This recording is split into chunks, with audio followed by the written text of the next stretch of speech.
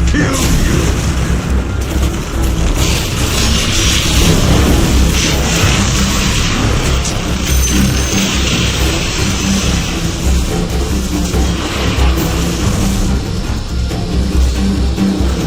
Radiant's top tower is under attack.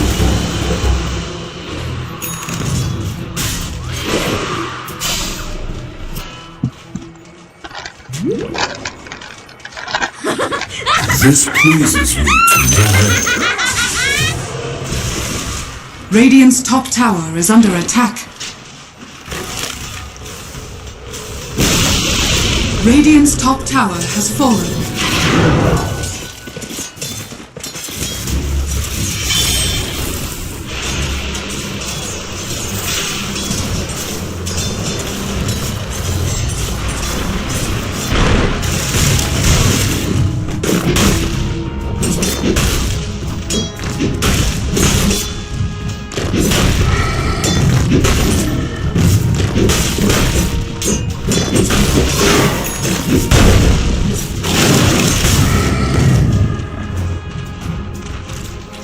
Dire's top tower is under attack. Excellent.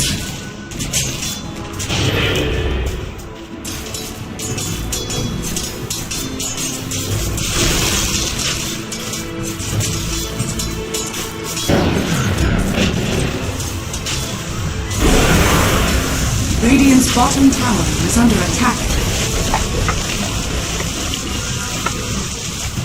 Dire's middle tower is under attack. Radiant's bottom tower has fallen.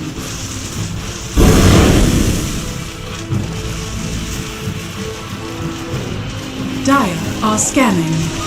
I restore my connection to the void.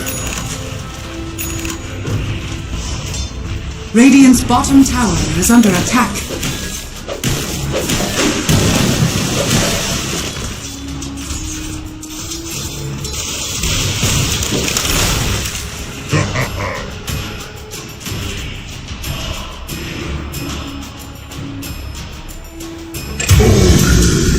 Radiant's middle tower is under attack. Radiant structures are fortified.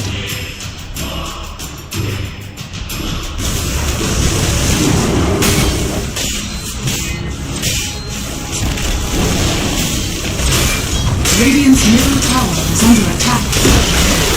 Radiant's middle tower has fallen.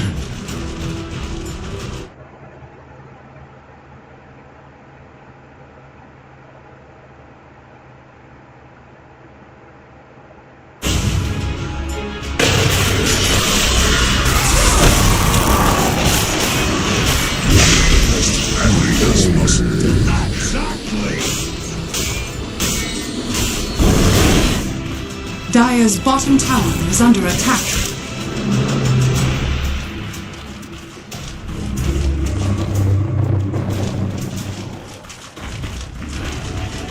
Illusion.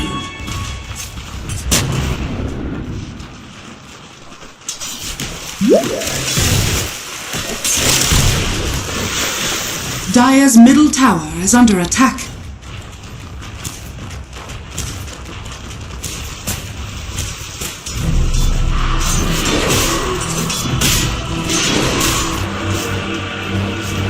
Radiant's top tower is under attack.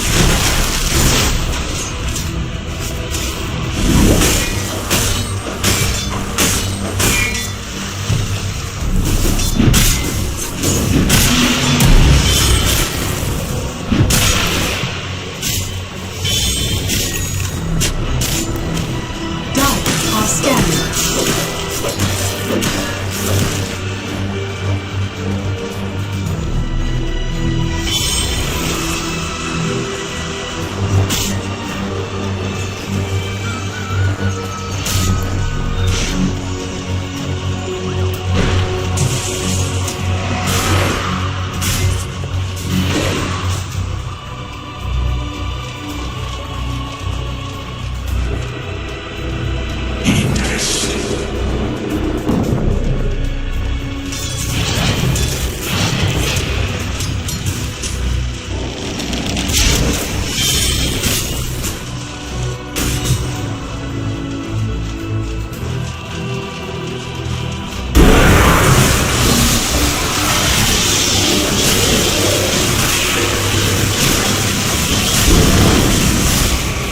Appreciated.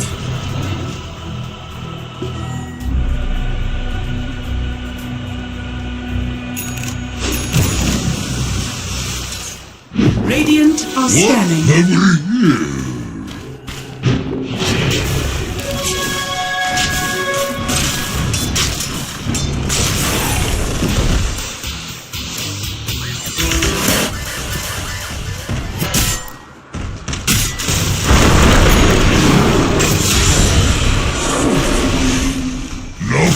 Personal agent.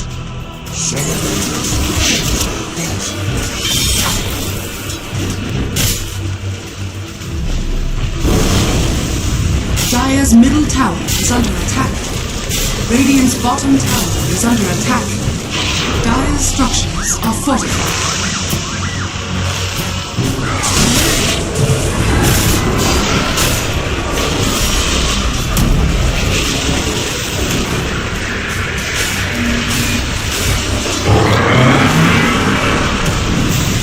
Radiant's bottom tower is under attack.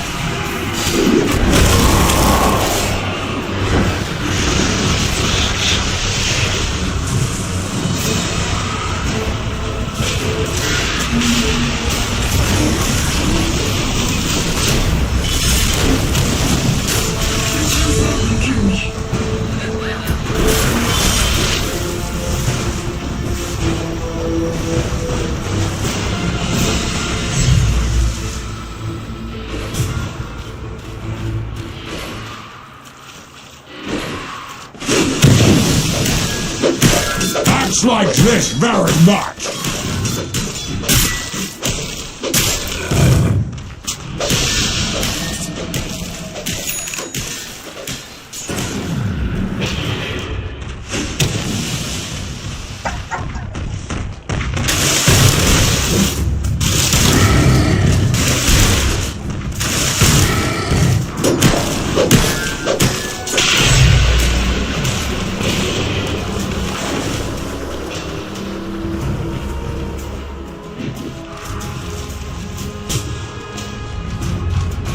Dire's top tower is under attack. Dire's middle tower has fallen. Radiant's bottom tower is under attack.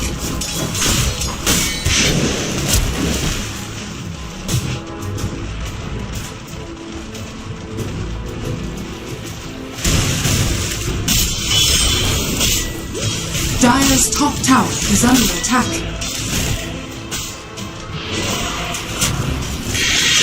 Arcane power.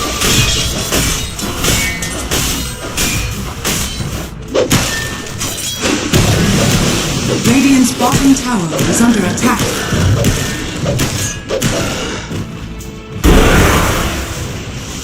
Dire's top tower is under attack. Radiant structures are fortified.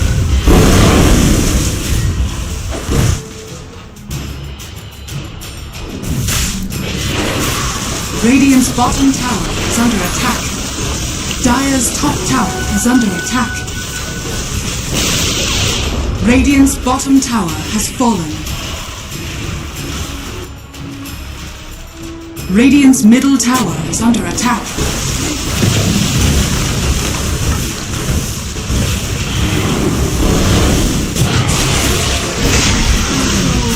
Another win.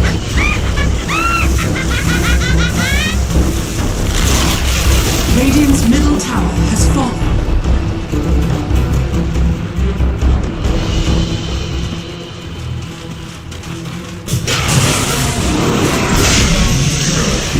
Axe wants his blade in your gut.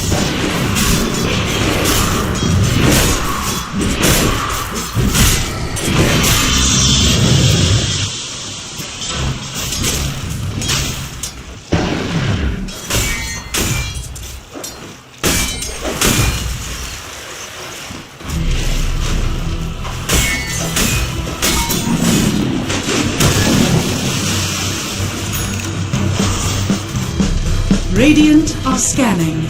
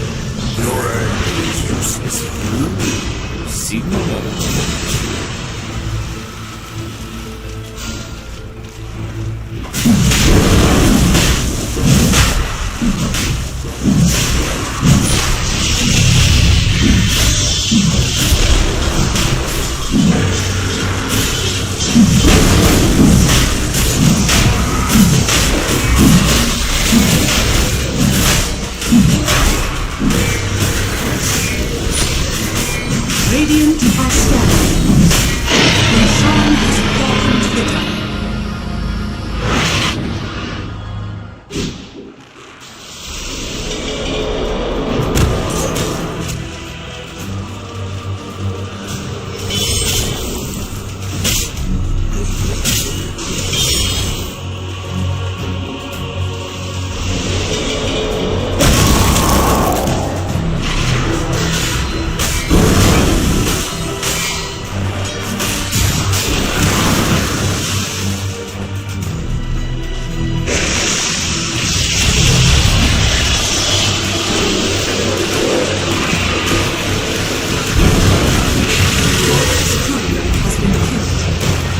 Dire's bottom tower is under attack.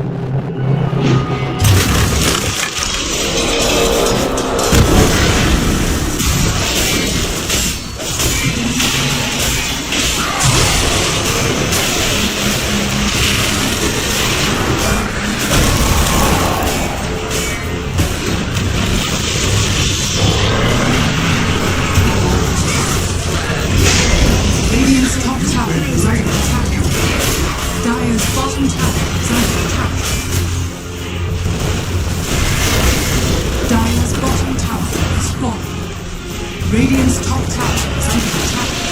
Radiant's top tower has fallen. Dire's bottom tower is under attack.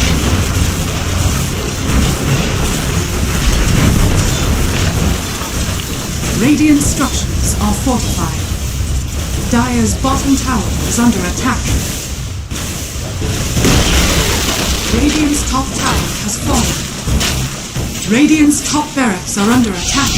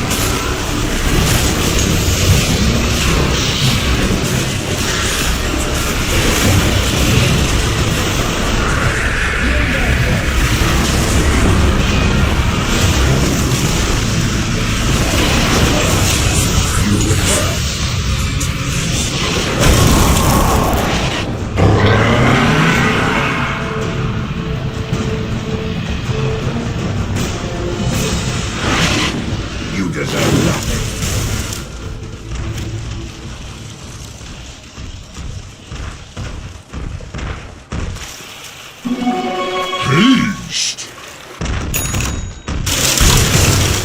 Wish fulfilled.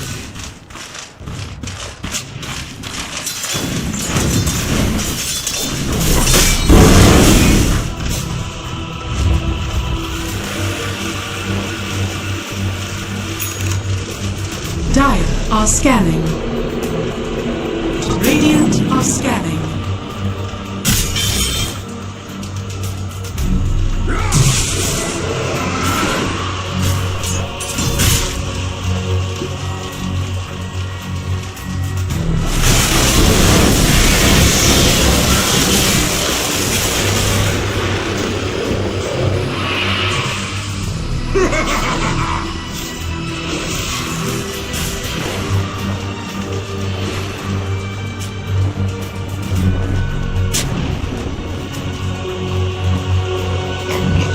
Take that.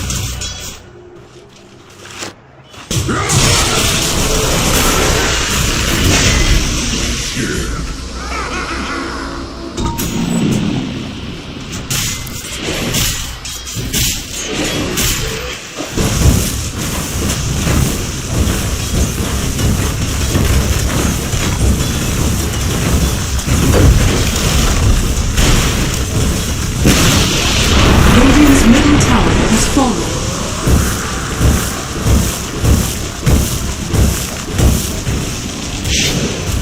Radiant's middle barracks are under attack. Radiant structures are You deserve fortified. nothing.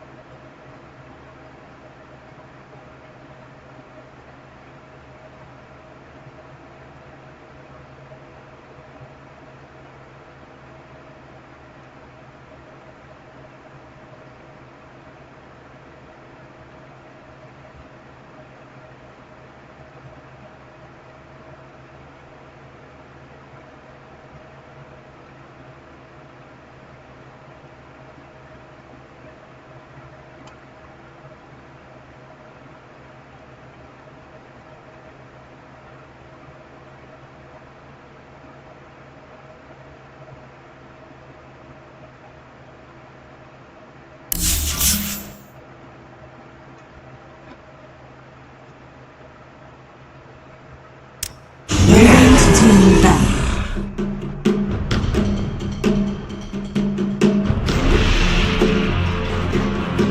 10 seconds remaining. Happen on one of the side lanes, which led to Centaur dying, and then the snowball just kept rolling and rolling. Yeah, it really did feel like that the Oracle should have been very reactive to the Dark Willow. Obviously, that whole bunch of kit can do quite a lot of work for you. So we'll see what the change is going to be this time around. So Namiga, they're the ones that get the first pick this time around, so they're able to opt into the Ancient Apparition. But it's just going to be a response to the Dark Willow. Just another one of those heroes that is very, very strong at being able to do a whole lot of work. And as you said, Guild Gear / Group is a very, very proficient Dark Willow, some may say. So being able to pick that up for him is really, really big. Also, before we get a little bit deeper, I do want to touch on the fact that for a lot of these closed qualifiers, I feel like when you have these teams that are kind of on the fringe, aka like One Move, having them in this boot camp, like this Avulus boot camp, is actually should be very, very big for them, especially with the momentum of being able to win one game and be able to keep that ball kind of rolling for them, as you know, considering they're all in the same room. Yeah, absolutely. You know, it does make things a whole lot easier just to be able to get that instant communication. You can't just run and hide from any sort of mistakes. And I was reading an interview that Astini did, coach of Paravision, recently, and he kind of echoed the statements that Quinn had also made, where these Eastern European teams, they're not ones to like just sit back and let things fester. If something happens, they address it here and now. And I feel like, again, at a boot camp, when you can see your teammates right there, you've got your coach right there, it's just so much easier to be able to do that and wipe the slate clean and start fresh. Yeah, and I think it also enables you to obviously have a lot more of the nuances when it comes to body language and all that kind of stuff. But anyways, we're getting too deep in the psychology. I feel like I could read books for days about about esports psychology. But as you said, Axeban here. I feel like a lot of these, I don't want to say targeted towards corrupted, but obviously trying to dwindle the offlane pool seems to be a strategy for a lot of these teams. Centaur's gone, Axe is gone, Darkseer's gone, Bristleback's gone, Beastmaster's gone. Like, what is really left at this point? What else could he pick? Maybe Mars is still in the pool. Not really something mega strong that they've been looking to try and get lately, but 10 seconds remaining. I mean, Abaddon's still there, but are you really worried about Abaddon if you've got an AA? Probably not. Death Prophet, kind of a similar sort of thing. It really just depends if they've, again, got the tools to be able to jump the backline. Like, if you... I feel like that's where they're going to be prioritizing these next few picks, is how are we going to be able to find out this AA and kill him before the team fight even begins. And once that happens, I don't think they're going to commit even more off-lane bans. Alright, so Dirt's response here from One Move to be able to get Snapfire. a very tanky hero to be able to try and secure that safe lane for them. Wouldn't hate it. Gives them a lot of that extra splash damage to mean that the Shadow Realm isn't just a straight up get out of jail free card. Also, as you know, the whole point of it would be to take down the tombstone. Yep. You're able to, you know, deal damage from a fair ways away as well. It does mean that you've got two kind of similar supports, I suppose, but I wouldn't hate it, right? Just because there are still so many different heroes that you could look to combo together. It would make Mars a viable option for Namiga to even pick up for themselves, you know? Like, sure, it might not feel great into the Undying, but again, the way to beat Undying in lane is to not lane against the Undying most of the time. You just try and, you know, get boots of speed early on and pull waves, and then there's nothing really that an Undying can do about it. So I wonder if they're going to look to consider going down that avenue on Namiga. We'll see. We'll wait and see indeed about how they want to play out these lanes and what the thought process is. Very, very deep in the reserve time now for Namiga. They have definitely started to pull a lot of these different things out of their hat. So it is going to be the Muerta who will be the response. So, as I said, that's like a attempted block pick, you know? Like, it is one of the more popular position ones these days, and the Morphling's gone, the Nature's Prophet's gone, the TA's gone, the TB's gone. So, you know, are they just trying to take away the last, at least in their opinion, good hero that they've got to be able to go to on One Move? Potentially, but I feel like you're kind of playing into One Move's hands there. Like, 10 seconds talking into the mentality of a lot of these closed qualifiers. Like, yes, you still do have that second life of the lower bracket if you're Omega, if you do lose this game, but if you're already going into game number 2 where you're burning so much of your reserve time and your second pick is a block pick that's not really playing to your strengths, like that already feels like that you've lost a mental game before it even starts, right? Now you get the Ursa Warrior is such a great counter pick to that Pangolier. Very, very scary for the Ancient Apparition. If you have an Angry Bear that gets in your face as an AA, you are just dead. There's just nothing you can do about it. So I feel like right now One Move are in a very, very aggressive position. I'm not quite sure how I feel about the Ursa Undying lane, to be perfectly honest with you, but combining it with a lot of these other heroes that seem to kind of set up a lot of the fights for these heroes seems like it's going to be fine. It does, and now you've got a way to be able to address the Pango as well if he does get off the Rolling Thunder too, with the Pulverize from the Primal Beast. So, I mean, I was thinking where the Undying, the Ursa was picked, they could consider something like a Medusa. Like, yeah, you're probably going to get Diffusal Bladed, but there's nothing really that an AA can do against you. There's nothing really that, again, the Stone Gaze would have been good against the Rolling Thunder, but not going to be the way that they're going to do this.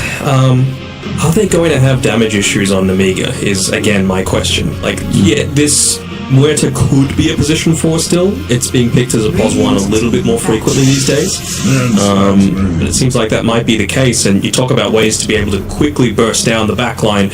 Sven is at the top of the list. Again, this is something that I was talking with you in the quote-unquote green room about why TA is so good now, why Ember Spirit's being picked up a lot more, and hell, the Sven could probably be in the same category.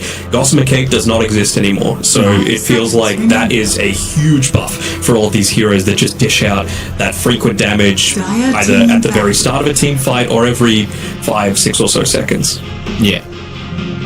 So just, these small little tweaks may seem inconsequential to certain people, but as you start to see it starts to get compounded, maybe there's a few buffs here or there when it comes to these heroes, and then these items that really, when you think about it, can kind of noodle them a little bit more. So when they're removed, things can change quite a lot, as we can already see with all of these hyper-contested heroes. I feel like Bristleback and TA are going to be those heroes that you're potentially going to be seeing a whole lot more of. In that previous series, our little English gentleman were talking about giving up the TA and being able to deal with it, and maybe that's potentially something that we're looking here for One Move, being able to give up the Ancient Apparition and try and deal with it that way with these very scary tanky heroes. So 5 seconds remaining. It seems like they need a bit more of the team fight, and that's why, Ember, why the Puck are being banned out at this point.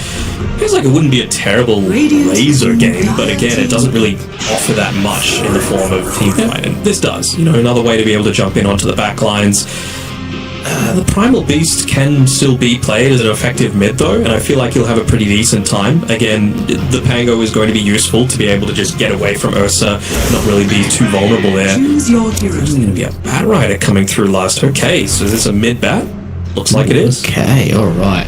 I was going to say, potentially could be nice little counter pick that we can have for One Move, and Different seemed very confident with that Bat Rider pick. That was basically a snap pick, like pretty much straight away. Even saw in his player cams, he looked pretty happy with that looking back at the coach. So we're looking at One Move right now. I think this is pure vibes. This is raw vibes. It feels like One Move have a lot of confidence from game number 1, and they have just picked a draft that they wanted to play. Whereas the side of Namiga, very reactionary. It very much feels like they went into it saying, okay, we want Ancient Apparition, and then what's our game plan after that? Kind of question mark, and they've just picked a few heroes that are a bit reactionary to what was picked here from One Move, and it really does feel like that unless they get off to a roaring start for Namiga, I feel like that they're already kind of half defeated in their own brains with how that first game went. Yeah, I'm really just looking for... I think Sven this game is going to be the thing that decides it for me. You're just able to flash farm so effectively.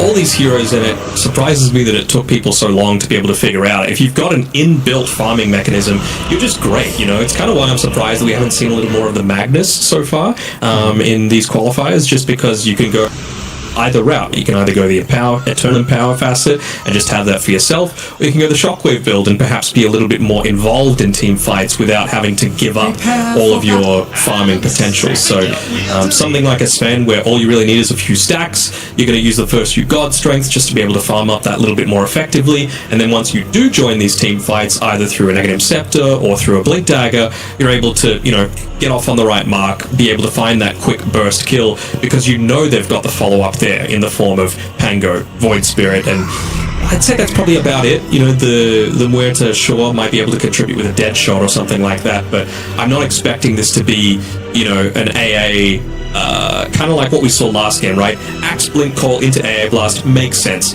You don't have that same level of impact, I think, with this Namiga draft. Yeah, you don't really have that, as you said, just kind of that I'm trying to find a 1-2 punch word. Yeah, 1-2 punch, that kind of like snap, like this is what we're doing, everything hits at the same time, and you pretty much get yourself a kill out of that. Takes a little bit more finesse and a little bit more lining up for this Namiga draft. So we'll see if that's able to pull this one out and completely change what my Vibometer has been able to land on when it comes to mentality. So we'll see. How accurate is your Vibometer over the years? I feel like my Vibometer's been pretty on point for a very long time. It's just now that I'm actually speaking it into existence, and it sounds a lot less cool than what I thought it was in my head. There's definitely someone in Twitch chat just being like, "Oh, vibes, bro. Yeah, very smart caster." But whatever. We're here now. That's all you need. That's all you need. Vibes. Exactly. That's how we get to. That's how we've been casting together for so long, Matt. It's all about vibes. You can talk about numbers and hero pick rates and stuff as much as you like, but at the end of the day, if your team's not vibing, then you're not winning. I mean, that kind of did feel like what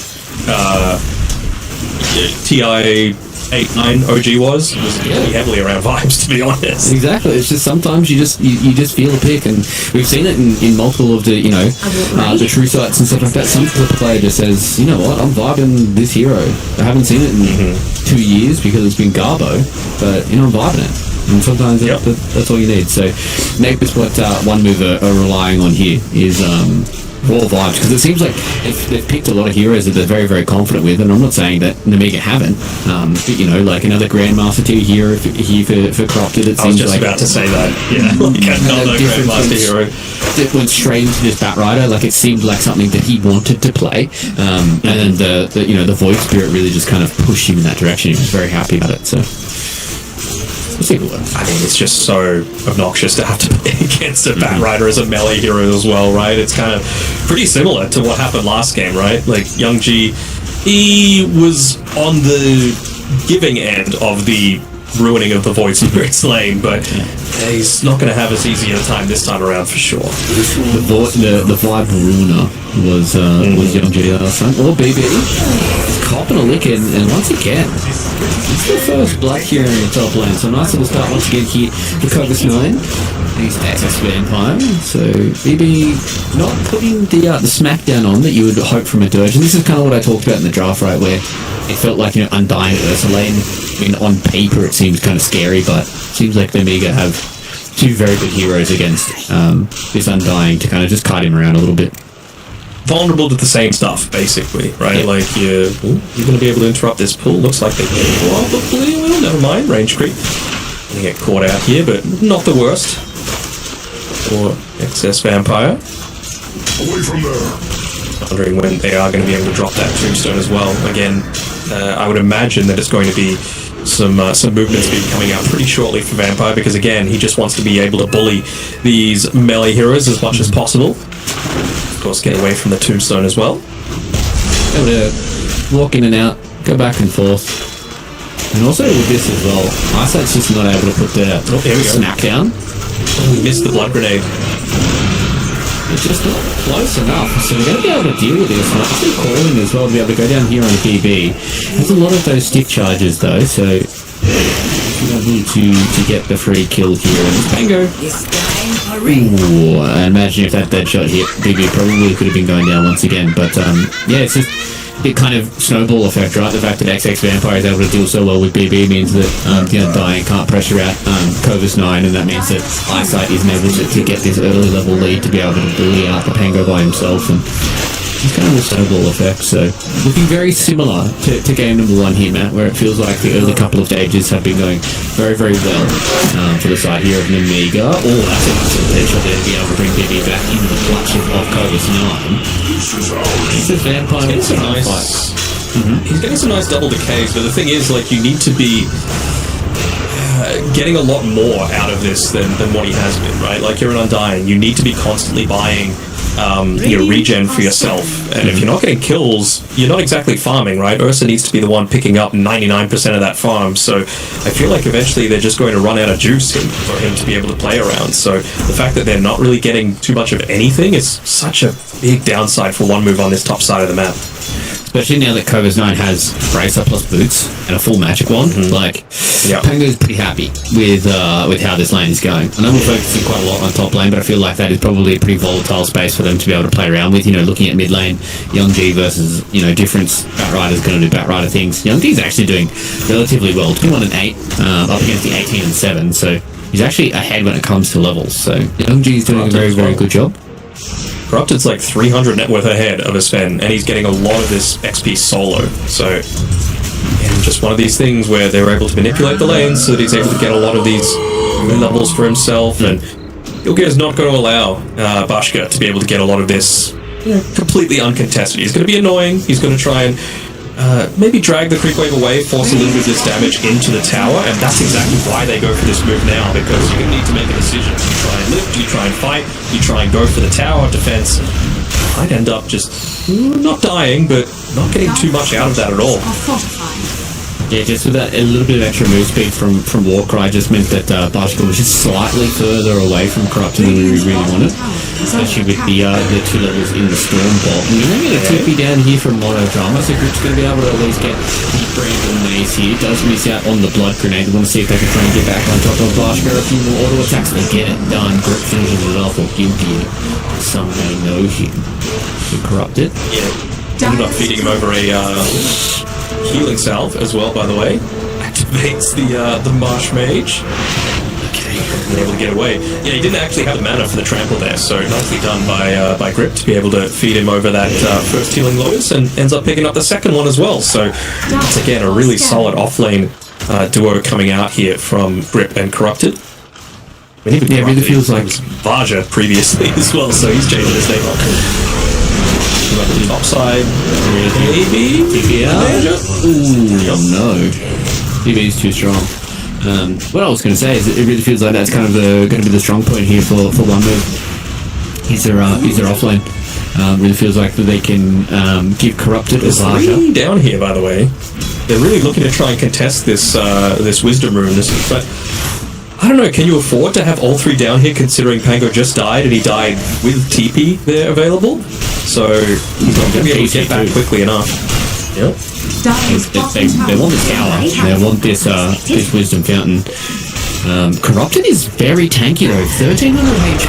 With a chainmail and boost. Oh, that's a beautiful dead shot. That was well played there by XS Vampire. Now it's potentially going to turn into a few more of these kills. The cold feet goes down onto Corrupted. He loses his life in difference. Wants to hold out onto the high ground, so they're just going to leave it be. But taking down Corrupted, that's a big scalp to get.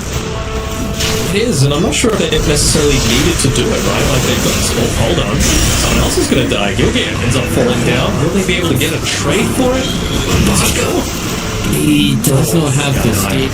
Now with the TP coming back in here from BB, they will just TP out on the side of Young G. So they lose their Sven for that, but they pick up another kill there on a Grip. That's a lot of experience going away here for the side of Amiga, right? It is, for sure. I really don't know why they chose to, move over and try and contest that. Like, yeah, you ended up getting the Sven kill eventually, but it really felt like that was only because they stuck around for a little bit too long, right? It was a 1-for-1 Wisdom Rune trade, and they had complete understanding of where everyone was, just because no one was showing it all on the top side, top side of the map. So, they did choose to continue with that as XS Vampire says hello to the grave once again. Yep. That was, didn't try and contest the power rune against BB. BB said thank you very much for the regen rune. Got the little tombstone indifference, did the rest. So, very aggressive from both these two teams. 8 minutes in, 8 kills. Seems like there's a lot of different spots on the map that both these two teams really want to occupy. Kind of understanding the pitfalls from game number 1, Amiga. Just trying to be a little bit more receptive to a few more of these aggressive maneuvers and trying to be a little bit more on the front foot themselves, because I think that's really what kind of shot them in the foot. They just let Corrupted do whatever he wanted. Completely. I think that's the area that I'm really enjoying from them so far, is that they are choosing to try and do a lot more of this aggression. Sorry, Difference isn't going to be able to chase down Young G in the mid lane. But the thing is, look at the warding game that they've been able to get up here by one move. You know, they just had one dewarded inside of their jungle, but it's basically spot the spend stacks, and that's going to enable a mid Bat Rider to very quickly take that. A Primal Beast, also with maxed out Trample very shortly, is going to be able to take out any sort of stacks that are being built up. So I'm expecting even some deep rewards like Gilgeous.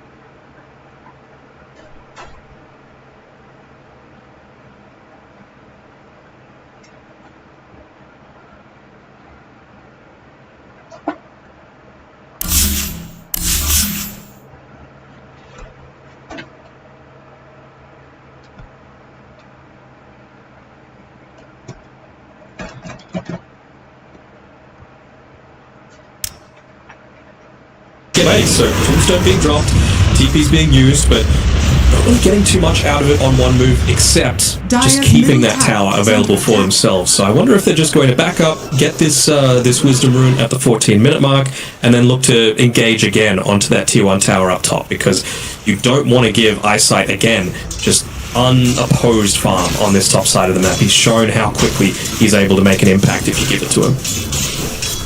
Especially in a hero like Ursa as well. If you leave him be for a little bit too long, he can reach that critical mass where he's very, very hard to deal with without any of these extra items. And that's when they can really start to get this snowball rolling here for one move. But kind of showing a bit of the Is he getting a solo kill? Not quite. Doesn't have the mana to TP. Just had to pop the clarity to do it. He gets out, but as I was saying in regards to the one move draft, it's kind of the pitfalls they have. They really do rely on basically this Batrider or the Primal Beast just running in and catching someone. So if you throw down this early Tombstone, it is very, very hard for them to keep the fight around it. So I'm going to prioritize the mid tower, which is totally fine. Just wanting to make sure that you're taking away a few more of those avenues to be able to counter-initiate, to smoke quite so easily, to be able to move across the map. Again, like you mentioned, this is even Ursa. Once you get to that point, he's going for. I wonder if he's going to go Sergeant Yasha, just because you are going up against the stuns coming through. It's the only thing that still has status resistance, even though it's only 15%. It's a fight here around the outpost, and unfortunately for difference, he's been found out once again by another Life Blast. Okay. They want to see if they can fight out on Young G here. He doesn't have any more astral steps, so he does. So they at least get the turnaround here, and maybe they're able to get this kill on the excess Vampire as well. So, yes, they lose the life there onto difference, but they at least turn it back around with a lot more of these cores collapsing into the area. So, one move. They at least don't cop this on the chin. They get something out of it as well. Namiga got something out of it though as well. Hold on, mid-fight, and it's a Pango with Blade and Rolling Thunder coming in. There's no real spells that are left available here for one move, so it's just supposed to try and get this Delta split, and hopefully they can just take a lot of this pressure and see if everybody else can walk away. So they don't really get any other follow-up. So I think it's just going to be Grip that's going to lose his life. You don't worry about that fear, but it's a nice little jump there from Young G to get away from the Terrorites. Even Eyesight just joinking away that haste rune, making sure that Void Spirit isn't able to play around it as he looks to farm up this top side of the map. Although he's showing, they know that someone needs to farm this big juicy wave, and that's exactly where all of Namiga is starting to close in on to. Just assuming that he is going to go again back into the quote-unquote safety of the jungle, but they've read this one perfectly. A couple of seconds left on a TP, maybe Eyesight gets his spider senses tingling. He does walk away from him though, gets back underneath the safety of the T2 tower. Very nice. Sometimes Eyesight. it just starts. He's got the third eye. That's why he's called Eyesight, baby. He sees through the fog of war. Oh, BB. Scanning. He does not. Oh, no, unfortunately dead. Yep. TP is too low. And gets caught out, and that is just the life of the undying, especially when you have, what's it called? Ceaseless Dirge. That's what it is. Let's get that free respawn. I mean, it takes you a couple of minutes to get it back, but is under at the end of the day, that's something that carries have, not supports. Yeah. Carries are able to sense that coming through. They were still able to place down that Observer Ward though, so I don't know if he can assume that that's kind of what was happening at that point in time, because obviously Undying ended up dying after the fact. Is he walking into this one though? Just be very, very careful about where he steps here. It is a very treacherous kind of area to be in, and as you said, sometimes the spidey senses do tingle, but it's about whether or not they get the required information. Not the Undying again. Gets caught out by Young G, especially with the Sagan Scepter, and he just gets found out and killed. Seems like the script has been flipped to the side of one move here. Very, very aggressive Namiga, especially now that Baska's got so much of this extra net worth. Blink Echo Mom all ready for the Sven. Middle tower is under attack. We're at a point now. What I do like is, just to highlight difference, right? Like, he's taking a bunch of these stacks that were being made for the Sven, right? Like, it's taking away a lot of this net worth in the quote-unquote safe areas because they were able to take away that bottom tier 1 tower. It's the only tower that they've been able to get, but it still is the most important one just because of what it means for how far you're able to get out onto the map. And yeah, he's died a fair few times, but if you're able to continuously cut these waves and just be annoying, be a little bit of a dick basically to the enemy team, it's just so much more frustrating for them to have to play around. Dire's bottom tower is under Seems like attack. there's potentially a bit of posturing coming in here for one move. They have the BKB up now on the Primal Beast, but it's Pasco who's been able to find out a grip.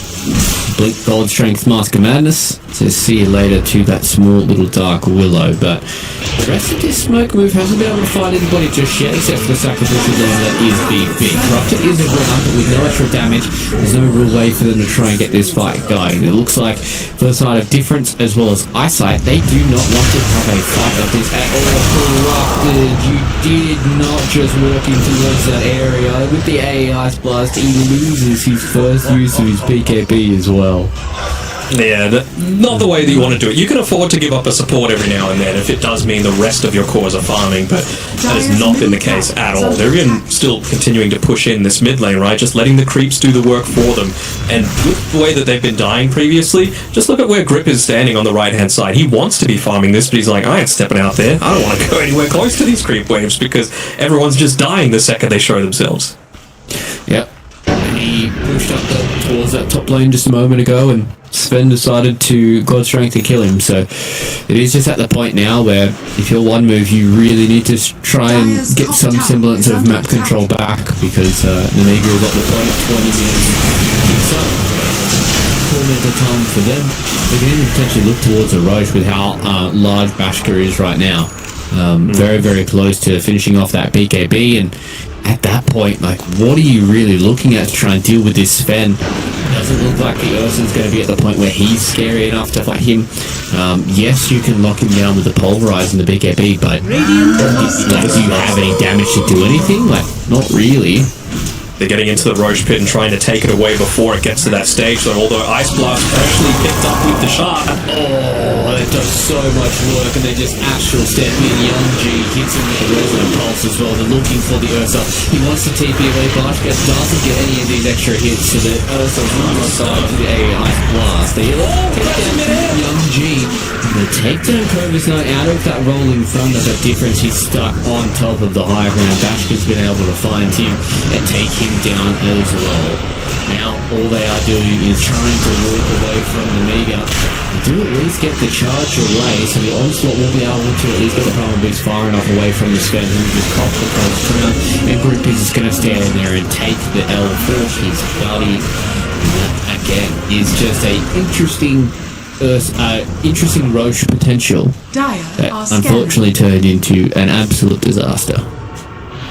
Still standing, by the way, and, you know, just despite having the potential to just say, all right, one team fight, let's go do Roshan, especially considering what, you know, Ursa clearly capable of being able to take it away, they opt to try and chase down this Primal Beast instead. Not sure if it was the best option, especially considering, you know, you'd have to say with a tier 1 tower still standing on the bottom side of the map, perhaps it's a little easier one move to be able to continuously try and contest this. Are scanning.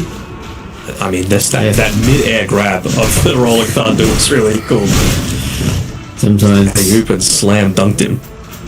I feel like Primal is one of those heroes with his animations really produces some cool moments in Dota, where the things interact. But, I do agree with you in regards to one move potentially just trying to constantly force this Roche pit. It is going to be a pretty heavy area of contention. So the thing is as well with... Yeah. Okay, so BKBs are plenty. We're going to go for a few on the Ursa. Let's see what they can do. Oh my god! Okay, it's nothing. You can't do anything. It is no contest. They turn around and Bashka says, 1, 2, 3, you're all dead. Look at all those calling spirits though with all the deaths, and normally you're very happy, but not if you're the ones on the losing end of that fight. And this is the play that I was expecting to see. God Strength still with about a third duration coming through, and just the amount of snap damage that you're able to do in that is kind of nutty on a Sven, and why it is one of those heroes, that few melee heroes still being picked up instead. Like, just watch it. As we look here, I'm like, oh yeah, it's just BB that's saying, okay, they want to try and fight. Let's see what they can do here. Ice Star goes in, they want to try and take down the Sven. He just turns around and goes 1, 2. And that is just... You just can't even react to that. Like, there is just nothing that you can do. Like, you are just dead. And It's the old left, right, good night. That's all it Yeah, is. You know? that's what are you what it supposed is. to do to react? a straight up knuckle sandwich, and this is and this is exactly what you're saying. It's the reason why you have these heroes like Sven who just have so much physical burst that it is so hard to deal with, and they just let Bashka do exactly what Eyesight did in the previous game. He's just had so much free reign that now he's just gotten to the point where he has hit critical mass on the Sven, and they don't really have good ways of dealing with it because they just don't have the damage. Like, look at Wonder. Like, none of their heroes really do damage outside of the Ursa, but Ursa has to be on par, if not an item or two ahead of a Sven, to even have a chance of killing him. I think they do damage. It's just they needed to be a lot more in control at this stage of the game. Like, Difference does not have the net worth that he would have been expecting with. Was it a last pick? I'm pretty sure it was. Last pick, last pick right? overall, yeah. Coming through from this. So that's the big thing that's, I think, lacking from their draft at this stage. And this is kind of what I'm wanting to see Gilgil do a lot more, is just push out lanes, put himself in a vulnerable position. And he did that for Corrupted previously, right? Where he put himself in between himself and the Primal Beast when they were going for the chase after the second or third previous team fight. I just want to see him do it in lanes, so that they're forced to defend on Amiga. Like, his positioning now is pretty good. Stand at the top of the stairs, he then offense or smash the shadow roll. He wants an initiation of Hollow Lotus. The Lotus on the Pulverize is too big there. It's a lot of damage that goes there on the Bashka, but he has a second life, ladies and gentlemen. They at least get the TP out there on Corrupted. Cobus 9 is going to try and see if they can roll through any of these TPs, and they don't connect anybody, so that felt like it was a little bit more of a gentleman's handshake. They threw out some spells, they popped some BKBs, everyone said, alright, I'm too hurt. Let's go home. Yeah. I mean, I'm still just looking at the difference between Bashka and Eyesight this game. 4-level difference, and I mean, again, anyone that has the inbuilt farming mechanism like the Cleave that the Sven has, you don't need to buy a BKB, a Battle Cube, so it means that you have a BKB. You can go into solo kill, very nicely done by Gilgir. You don't need to go into these farming items, which means that you're just so much more effective in a lot of these team fights. Imagine if he didn't have BKB in that previous fight. He probably dies during the Pulverize, but because he had it and popped, yeah, you were still disabled for the Pulverize duration. It just, everyone melted within 2 seconds after the fact because you're a freaking Sven, you know? Yeah. Exactly.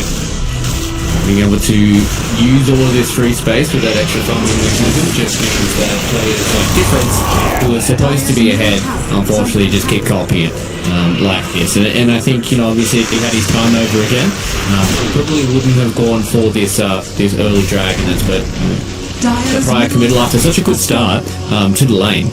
I understand why he wanted to try and go for a build like this, but when you look at it like this, hindsight is obviously 2020.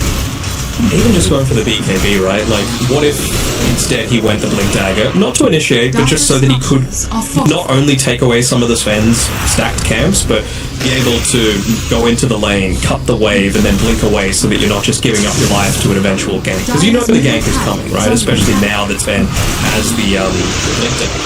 That's exactly what he wants to be doing at this stage. But it's just... It feels like he's not influencing the map enough, is essentially what I'm saying here. And he's not going to until he gets Blink, and that's another 1,600 gold away. Yeah, still a long ways away, and especially with the Sven that's knocking on your tier 3 towers, is being able to at least take one down. Grip did a good job at least trying to slow it down for as long as he possibly could, and meant that they didn't get any more out of it, but there's just much of this net worth that you have to start clawing back, and it's, I mean, like, even looking at these heroes for one move, it's not like we get towards 40-50 minutes and they just start to instantly take over the game. Like, versus a hero that really falls off in the late game, especially in comparison to things like a Sven and a Void Spirit. Primal.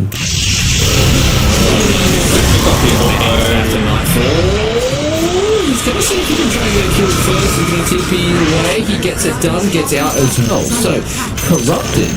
That's a big thumbs up from me, mate. Oh, the blade mail. Yep. Got him. That's why XSV by XD. Yeah, that's funny. Yeah, sometimes you just get a little bit excited as a support. Kills don't come your way all the time, and it does. You gotta Try and yoink it as soon as you can. Pretty sure it was from the calling. Yeah. There's nothing really much you can do. Hopefully get that again. Okay, here we go. Spells off. Get a lot of spells off, and that means now they can go in onto the Sven, and they've got to blow up the Sven. Okay, so this is definitely a fight if you are one move that you are super happy about. They don't have the pulverize, they get the lasso out here onto the rolling ball, seeing if they can take down this pesky penguin. They're able to at least walk away from him once again. Has that aiming receptor, so does a lot of work. But no, Chase gets stunned by the Golden Man once again. Now Iso getting very, very low. You have to be careful here on the Ursa. He gets away just in time with the enrage as well. So a huge fight there for one move. You see the damage that you're able to output as Vampire as well, though, has actually gone the routes of travel. Okay, so wanting to make sure that he's able to join in any gank possible, but also realizes that, you know, with a net worth deficit, probably the way that one move we're going to play is a little bit more of this lane cutty style, and he knows that he's able to join in at any time and get some pretty significant damage coming out as well. Just another way to deal with those waves is the new Aghanim Scepter that he's got, just increasing the range of the dead shot, or the radius rather, and of course the damage as well. So nicely done. He's able to utilize a bit of that net worth, but what a good fight there for one move. So the first step on the road to recovery for them, but you can just still see no Namiga probably just a little bit overzealous there for themselves, just overstepping their bounds just a little bit here. And one move for more than ready for that. Hold on, he's underneath an observer ward right now, Young G. Man smoke. Lift dagger. G. How much damage do they have? Oh, they're able to take it down. They do the onslaught stone there from Corrupted.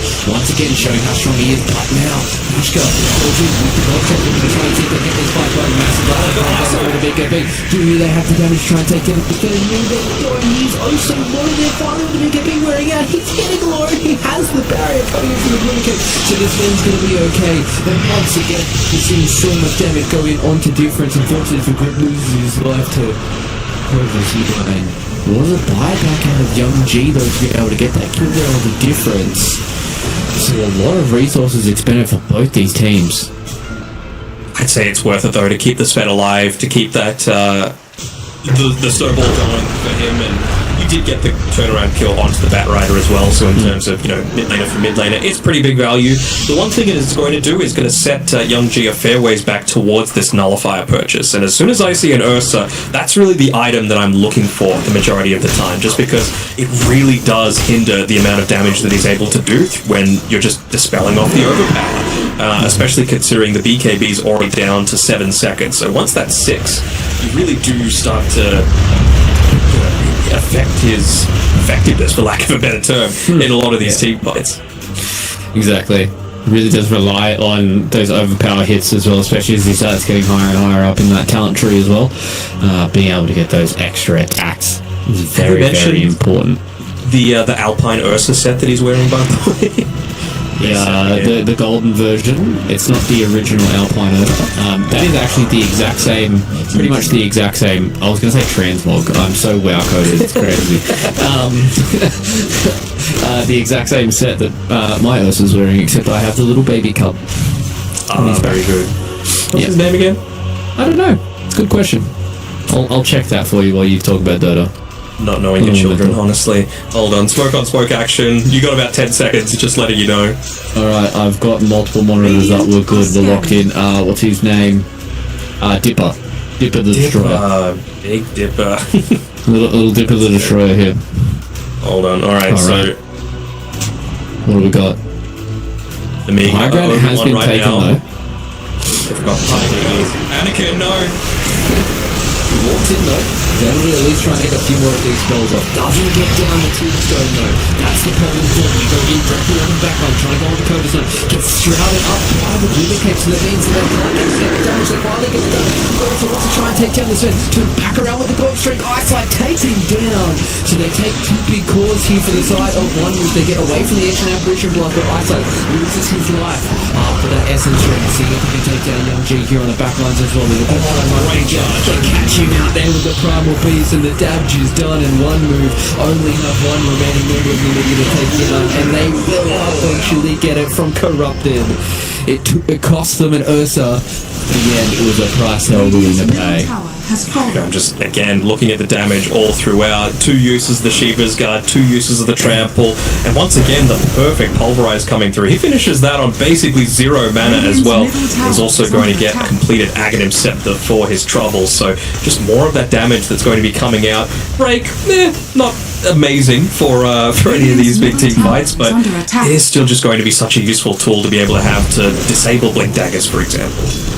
Yeah, I think the biggest thing for me is you see this fight being started by taking down BB, but they instantly are able to get into the back. Kovas 9 doesn't get off the Rolling Thunder. They're able to compete through that, and then they have the follow-up BKB lockdown with the lasso to take down the Sven. They just had enough damage there for Eyesight to be able to get away from that, and the fact that he was able to just live that little bit of extra time meant that Young G took that extra bit of damage coming in from the Batrider, and as soon as the Sven's off the table, like Namiga, they really don't have any of this other crazy damage.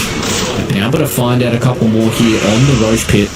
Is looking at the quick play here as we see a little bit of a stressed look on the face of some of the Namiga players. Understanding this game could start to slip away from them, especially if the throw shot goes the way of one move. They're going to go back in. Big popping, trying to take down Echo Vampire here. Goes into Wills out of clear will fall, gets away from the quick, gets deleted by the Sven. Difference wants to see if he can try and get away from this Sven as well. Cut out that BKB, but they're taking so much damage from the Rolling Thunder, and that is just so many members to the side of one move dead. And Difference is the next one that is mid locked onto here by XX Vampire. They've got a damage from Bashkar. And again, it is just a fight that one move, they really wanted that to be quick and clean, and they just don't get it done. That was really nicely done by Kovas 9, just being able to essentially 100 to 0 that Ursa. We talked about the importance of the BKB really running low on time, and is he going to try and commit for this?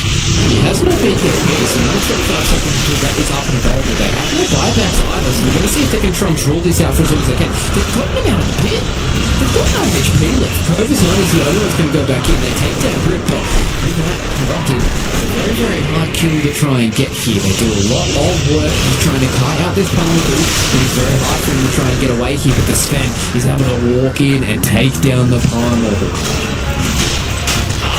Not even tempted to come in and throw in a Soul Book or a Glimmer Cave, maybe just wanting to ensure that he keeps the gem. It would have been a very risky proposition, but I have to say that even contesting that Roshan was probably the riskier proposition, and they went into a 2v5 situation, which is pretty crazy for mine. And yeah, I mean, what was looking like being a pretty damn even game is now swung back in favor of Namiga once again. Yeah, potentially maybe Corrupted felt with the Ag Scepter and the Uproar Dispel.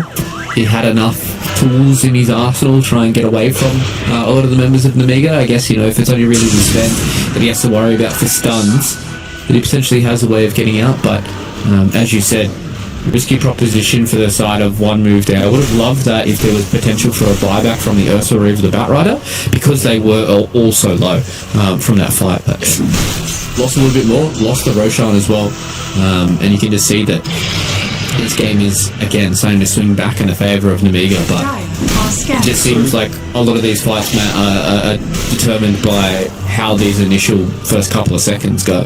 Yeah.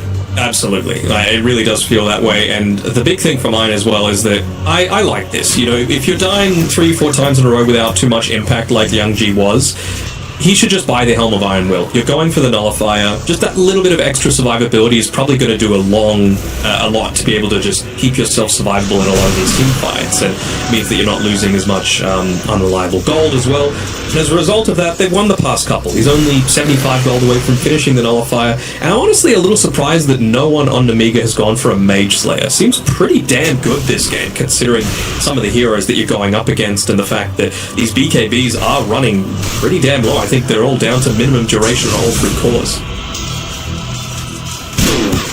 Yeah, surprised if Young G went for that as his next item after he finishes up this Nullifier. He's still got a bottle and a wand, so he can afford to do it. Yeah, could look to try and maybe get a little bit more lockdown. Maybe he wants to try and go for Shivas himself.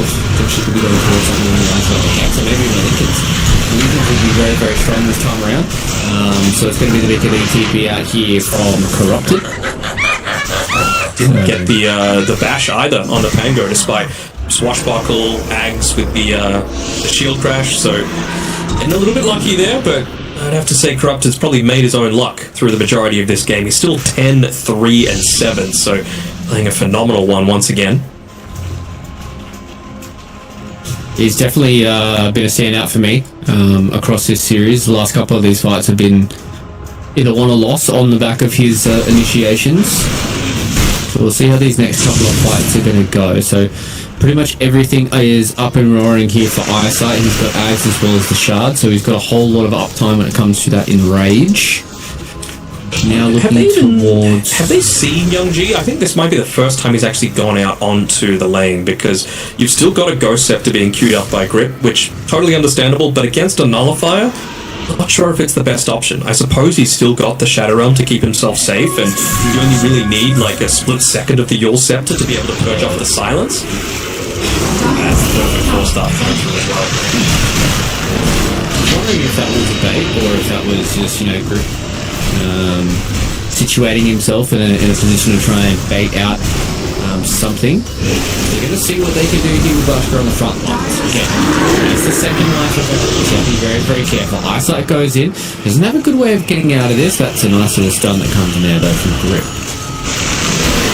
So they've burnt through the tier 3 tower with the Roche banner down as well. It's hard for them to try and deal with these creeps. So at least get them out of the aura, but this melee Rax is going to be going down. Range Rax hard to let's see what they can do here on the basket. They're going to pop the big here from Eyesight. He wants to get this first left. Gets it done as well. Oh, looking onto the back line, onto the air. But that is Eyesight. It's going to be reflected there by the water. Now they're trying to see if they can survive for Eyesight.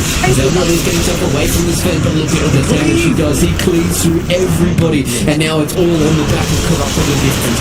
How much damage can they do? What can they do? It looks like it's going to be nothing for them. They will have a buyback out on the Batrider, but with nobody else left, and there's no lasso either. It looks like it is just going to be an ultra kill for Bashka.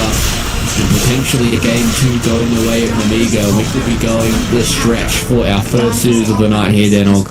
If we might indeed. You've got creeps inside the base. They can choose to take away more of these racks just to make it more of an absolute certainty, but after this melee racks, I'd be looking to whack into those tier 4 towers, at least force some buybacks out, but they should know that the lasso is still on cooldown, so no real need to feeling too anxious about anything. Even nice use of the Void Remnant as well, just to make sure that they're working onto the top side. It's going to walk in.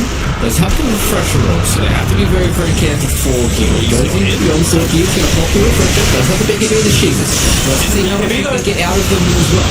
They're coming from the Master, seeing how much damage they can bring here onto this Sven. They're just going to leave Bashka to his own devices, so the Sven is down. Tier 4s are still available for the side of one move. They want to try and get on top of Cobra. Chase the ball. Can they get close enough to it? It doesn't look like Corrupted's able to. So that refresher at least gets themselves a little bit of that extra onto the Sven. Okay. So I still feel like they were a little too anxious there, like they were worried about losing a very winning sort of game, but you know what, they still get 2 lanes of racks, they still are able to take down one of the tier 4 towers, so maybe I'm overly dramatizing things, but could have just been game right there and then if they were a little bit more, I guess, decisive with some of their movements, but understandably, considering they're already 1 game down, they didn't want to take that risk. yeah, and especially with Roche potentially spawning in another couple of minutes, you can play the slow game here if you are the side of Namiga, because as we were talking about a little bit earlier, it really does feel like that as later this game goes, there's probably not going to be too many issues for Namiga as long as they itemize correctly, and I think the Lincoln Sphere is going to be kind of the cherry on top for a lot of these cores. Once you just start seeing multiple Lincolns as, yes, there is ways of getting around. Obviously, Batriders have been playing as Lincoln Sphere since the dawn of time, but it just adds that extra layer of breakpoints that means that one move are just going to have to play that much better. to get a lot of these different jumps. So we'll see. Holding on to the magnifying monocle on the old Void Spirit there. Wanting that extra range so that he can just quickly jump in and get a lot of these silencers and nullifiers off. Not quite yet level 25, so that could be another useful tool if he's able to get into some of this crit, or if he chooses to go down the root aspect, which again, low BKBs, always going to be useful. He's holding on to a lot of gold right now. There's plenty for the buyback, but I kind of imagine that he would want something a little bit more effective for a team fight that could be closing the game out here and now. Or difference. It's way just in time. Or does he? Or does he? The greed. Oh no, difference. Difference. Read the player. Oh, he's not showing. Oh, they're going inside of the base. Oh, they see it. They see it. They know. Okay. Alright. Crisis averted there for one move. That could have been the game right there. I love that play coming in from Namiga though. Because they understand that all it takes is one core kill. How many buybacks do we have available? None. I will rip you apart. Not a single one for the side. Oh, actually, it is grip. So kind of forced to just stay back inside the base right now. Doesn't have the boots of travel on the Bat Rider either, so if they're going to try and take a team fight, he needs to be coming right now. Seeing his back edge not way out, they go directly in onto the edge in apparition. They blow him up, so Monodrama is dead. Not the worst pick. Corrupted though does have the refresher roll if he wants to use that second BKB. Corrupted's done such a good job of being able to hold out onto this. No, he gets a beautiful save. That comes in there from the BB. We have to keep Corrupted away from the AI splash. Now, with the refresher roll being utilized, I want to try and disengage. One move. He walks away from me. She goes up onto the high. Okay, see you later, grip. The only one with the buyback. Oh, beautiful blip there. Oh, Roche. Okay, throws BB to a safe move spot. But now with the God Shrink, you're about halfway through it here. If you are one move, you need to disengage. And they get that done. So now, if you are Namiga, you have a perplexing little puzzle. Do you walk into Roche with God Strength starting to wear off, and all people available for one move, or you back out? I think they back out for now. Just you've got the gem, you de-watered around the area, you've got your own observer ward up, so they're going to be the ones to get a little bit of information, and they would have known that at least one smoke was used at that time, but they've got another. And damage trying to make a big wraparound. Yeah, that would be huge. Now there's BB. Oh, it's a fake. They do afford to go up here. Smoke spray, everybody knows the rolling gun is coming through. The real question is, where's Corrupted? He's the one that needs to try and get a lot of these different fights going in as well. Eyesight, they do not have the air damage anymore, and as you said, dieback there on grip. They got the purge coming out onto Eyesight. They got that air damage. They want to try and go forward here. Onto Youngchin. Everybody across the block. If they shot short, they all get in the body ice blood. And this is where it's going to be the Sven's time to shine. Looks in, bleeds through one. Looks through the second. He's able to take down Eyesight. No BKBs. No buybacks available. And Bashka gets the double kill. GG's is called. And we're going to a game number 3. It was all put on the line there by one move in that second fight. But as soon as they didn't get that initial pick with that amplified damage, it was kind of the trap has been sprung, and there's no real surprise left here for one move. Yeah, you just see the importance of having that.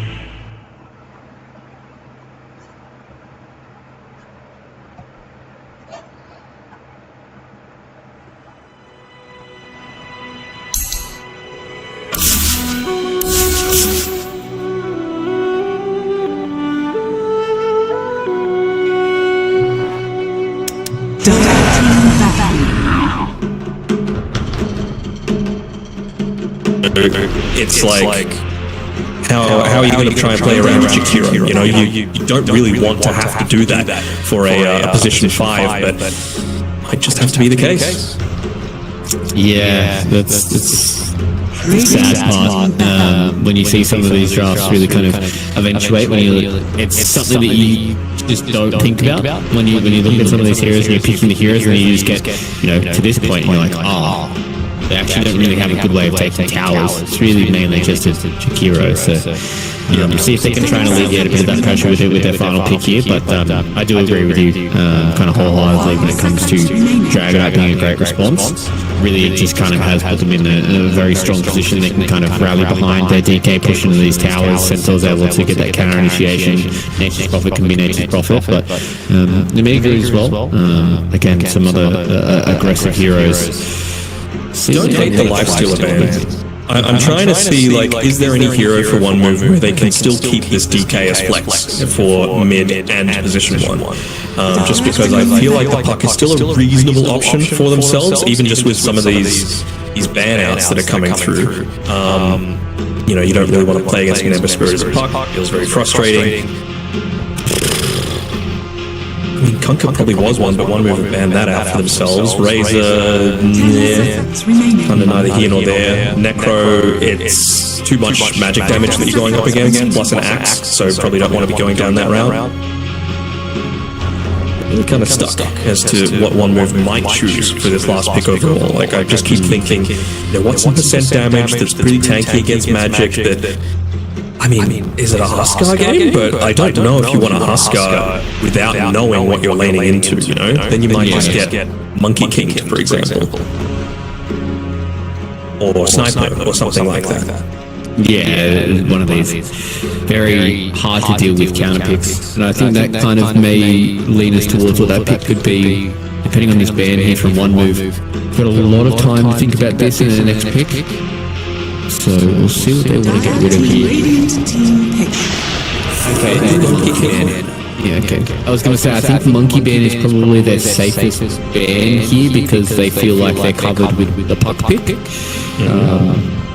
And maybe they just wanted something that comes online relatively early, you know? Just because you do have all of this push, you do have something that's able to get in onto the back lines and, you know, dish out a decent amount of damage. Like, maybe this is the Mage Slayer game for the Void Spirit, right? Where you don't necessarily need the Aghanim Scepter, and you can just rely on everyone else to get you a ton of gold off the back of taking towers. So, what is the best hero that's going to be able to get test up into that Void Spirit? Is it a tiny mid and then you run something else as a position 1 up against the Centaur? What would that be? They just go for Sven again? Maybe, maybe not. Is it a gyro sort of game? Death Prophet, okay. A little bit more pressure themselves, and we were saying that they were lacking in their own tower taking potential, so I really don't hate this. It looks like we're going to have a mid-Death Prophet against the Void Spirit. So, as you said, just a little bit of extra tower damage themselves. So we'll see. We will see. It felt like both carriers have kind of had... Yeah, they both had two separate kind of games for Game 1 and Game 2. I think these two players are the two it's really going to come down to. I think Corrupted and Covers 9. So he's able to really put a lot of pressure on in these next couple of minutes as we get into game number 3. I think, you know, obviously Corrupted, I feel like he has a little bit more of a straightforward game where Covers 9 really kind of needs to put on his best Corrupted cosplay from game number 1 to try and alleviate a bit of their pressure. You know, they can have that Death Prophet, they can kind of just sit in front and take these towers, put the pressure on, and then Covers 9, you know, potentially coming around the back of those towers and try and catch out a few of these heroes trying to defend the tier 1s. I'm just really thinking about what the Axe's item build is going to be this game, because you know the pressure is going to come towards you. Like, that's what they've drafted for, right? So if you go a Blink Dagger and you get a perfect call and you win the team fights, amazing. If the team fights don't go your way, you've just got no farming potential, you've got no impact, and it just feels like you'll be on a hiding to nothing. But if you go Blade Mail and they do push and you're not able to respond effectively, then you might also be in a pretty rough spot because you've lost a bunch of towers, you've got nowhere to farm, there's so much pressure on you, you lose first Roshan, so on and so forth. So it really is like a catch-22 sort of situation where between a rock and a hard place, there is no correct option. Maybe you can just hope for a Tumblr's toy to come through for that little bit of extra, you know, and go the Blade Mail and hope things work out, but we'll have to wait and see. Yeah, I think it's going to be all about, I don't want to say luck of the draw, it's going to be definitely vibes based once again, to be able to make sure that he senses the game. So maybe vibes isn't the right word. Have a little bit more game sense to see where the game is standing when he has to make that decision. You know, when you're hovering around that like 15 to 1600 gold kind of mark for Covers 9 and see where he kind of lands in that kind of idea. Because, you know, if he's feeling it, that they're feeling like they're in a very good position and the blink's going to work out, then Shot. Good workout. Good not. I mean, I feel like Crockett plays He has to play Mel. He has to. Yeah, I know. Yeah, he's the off-play Melroom, basically. Yeah. I was just looking at that and I was just like, okay, I'm gonna check it out. Grip. Able to just get away.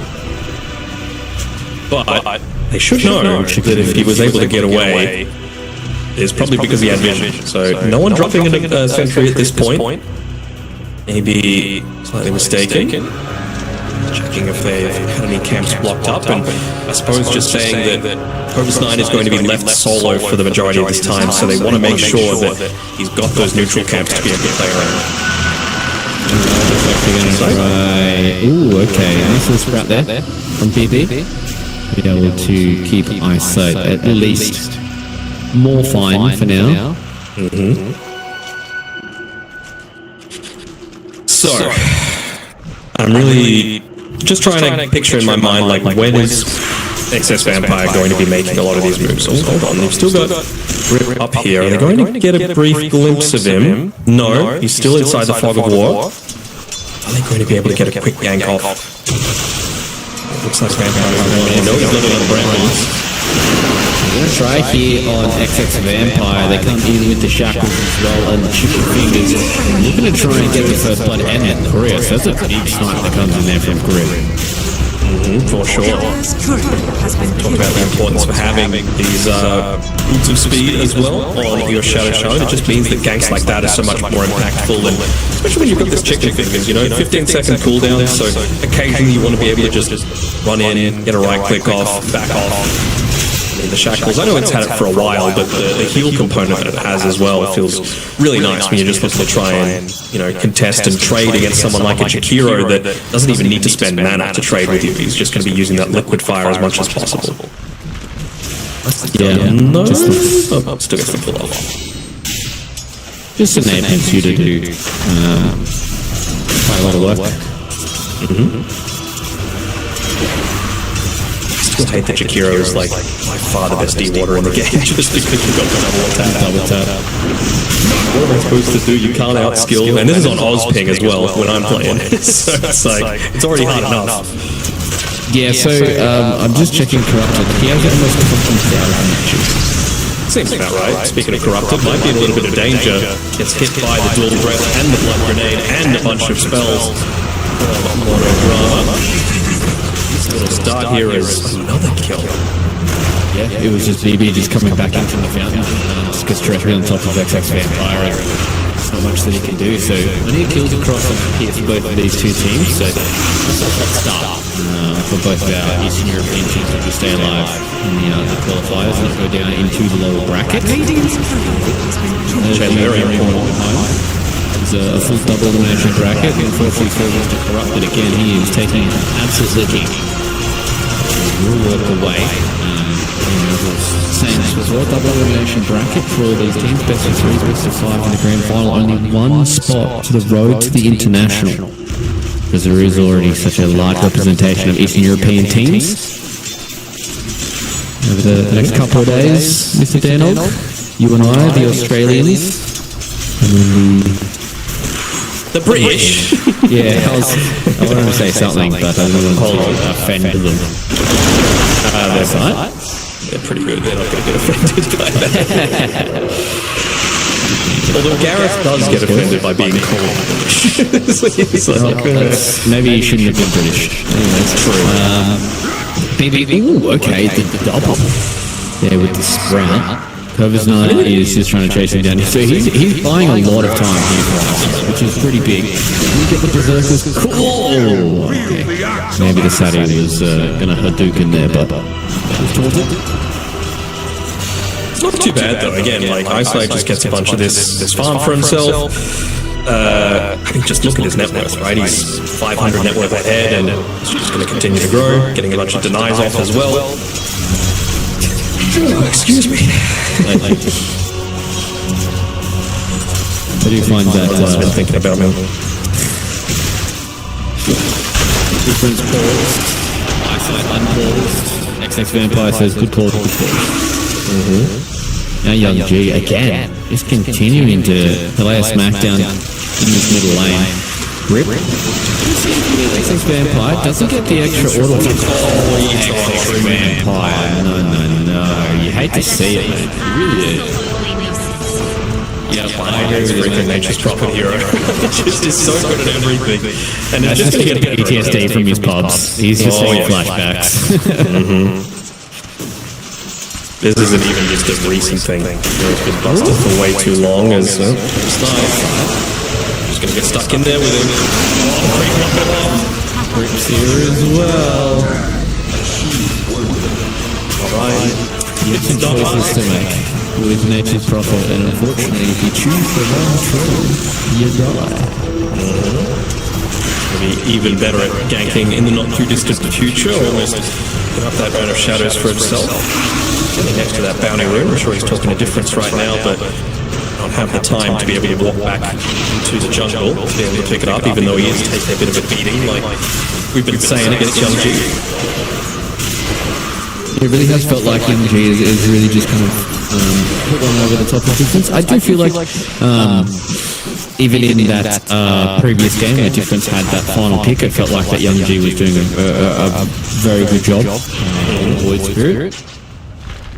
For sure. I mean, he's, like we've been saying all throughout this, is Difference even just misses a flag bearer creep there, so not coming by the even easy to secure farm that's up next to him. Young G probably has the most high-level experience, I would say, out of all these 10 players, so yeah. For sure. Yeah, I agree. It's showing a little bit here in the prowess. Mr. Grip, though, going for a little trick. And his favourite rocket ship. Zooming through the jungle, picking up bounty runes. I do like that rocket set. The space lady. Here we go. The pressure begins. So a little bit of damage on the bottom side, short with the exorcism, but you've also got Elder Dragon form plus a siege on the top side of the map as Vampire. Might be able to get this kill onto BB, although TPing away, decides against it and then decides for it, but not dying as a result of it. Also he's going to be damaged. He's going to be in the grave as well by the time that 7-minute mark comes around too, so he's not even going to be able to go for the quickie one. Try something here. They at least get the kills that want to attack the but this is just more to go for MG. To be able to just get all of this extra damage. He's also stealing a lot of these souls. He has 5 souls now. So this next exorcism is going to tear a building apart. Oh yeah. Especially like you think about those early exorcisms, those are the ones that you really want to get the most out of. Probably the 12 level 12 is the most important by far, but we've been mentioning how important it is going to be for this bottom side. Speaking of monodrama, level 3 points in the liquid fire, that's why they can do so much damage here. That's a bit of a blunder there from one move. They all got stunned by the cursed crown. They're able to at least turn it around and get a kill there on XX Vampire, and now Monodrama is copying here from the rip. Let's see if they can turn back around. Oh, Bashka in here. Now Difference has come in with the shadow steps and just been able to take down the tiny, but he gets the double kill.